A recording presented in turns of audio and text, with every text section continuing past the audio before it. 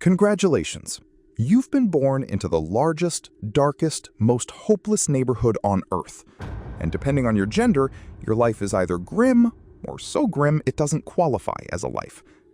You are a deep-sea anglerfish, and you start as a tiny larva drifting near the surface, where there's actually sunlight and food. Enjoy it.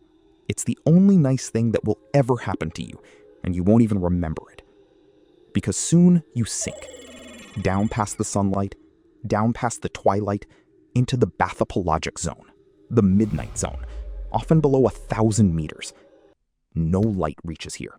None. Ever. Your new home has the ambiance of a closed refrigerator at the bottom of a well. The water is near freezing, and the pressure would flatten a submarine.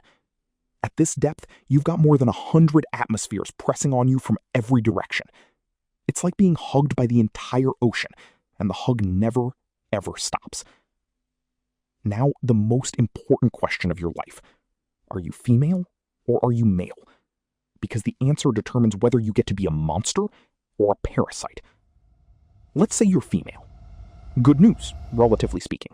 You get to grow into the iconic nightmare everyone pictures. You can reach a respectable size for the deep, with a gaping mouth full of glassy, inward-curving fangs. A face only a marine biologist could love, and even they hesitate. On your head, you grow a fishing rod, literally. A modified spine called the Elysium, tipped with a glowing lure called the Esca. And it glows. In the blackest place on Earth, you carry your own light. A nightlight that exists to murder. But here's the trick. You don't make that light yourself. The glow comes from symbiotic bioluminescent bacteria living inside the lure. You rent the light from microbes. You're a landlord whose only tenant is a colony of glowing germs, and they pay rent in bait. You dangle that little glow in the dark, and curious prey drift toward it. Because down here, anything that glows might be food. It is food, just not theirs. You open a mouth the size of your whole body and inhale them. Dinner served. And you have to be greedy, because food down here is almost non-existent. The midnight zone is a desert with no seasons and no mercy. So you evolved a jaw and stomach that can expand to swallow prey larger than yourself. You can eat something bigger than you are. It's like a person swallowing a beanbag chair whole, because they don't know when the next meal is coming. Could be never. Now, let's rewind a few million years to explain your worst feature: finding a mate. You live scattered across an endless black void, where two fish might never randomly bump into each other in a lifetime. The dating pool is the size of an ocean and contains roughly nobody. Worst dating app coverage in the universe. So evolution came up with a solution so dark, it sounds made up. It's called sexual parasitism. And to understand it, we have to talk about the males. Brace yourself. They didn't. Because now, let's say you were born male instead. You are tiny. Catastrophically tiny. In some species, the female is around 60 times longer than you and hundreds of thousands of times heavier.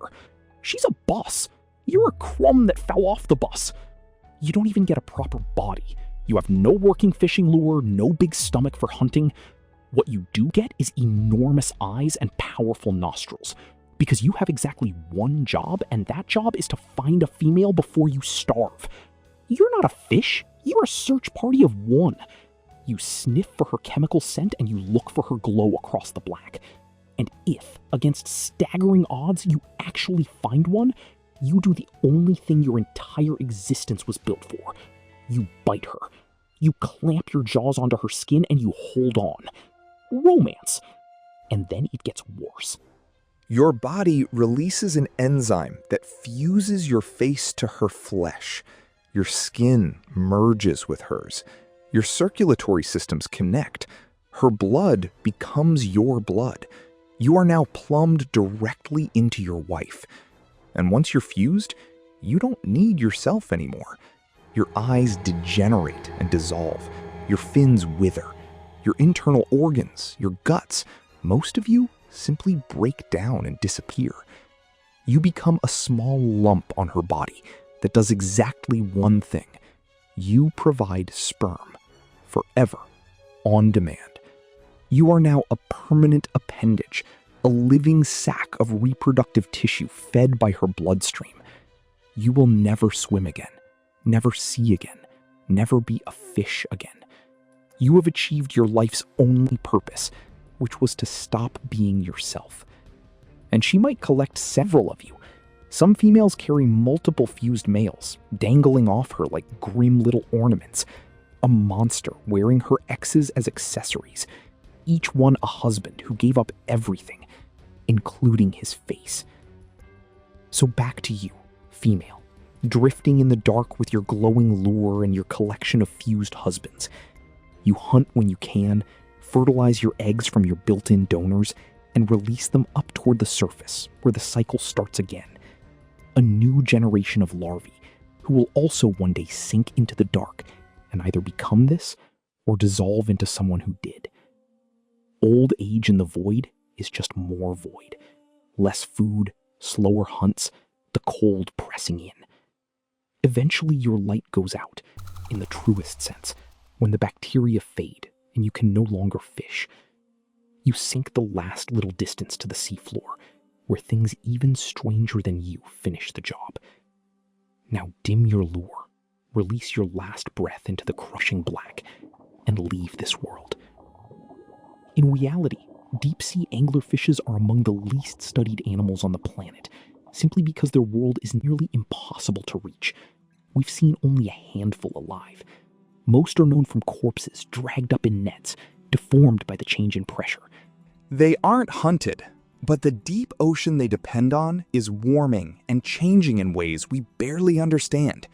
A creature that turned darkness, starvation, and self-dissolution into a survival strategy may be threatened by something it never evolved to face: us.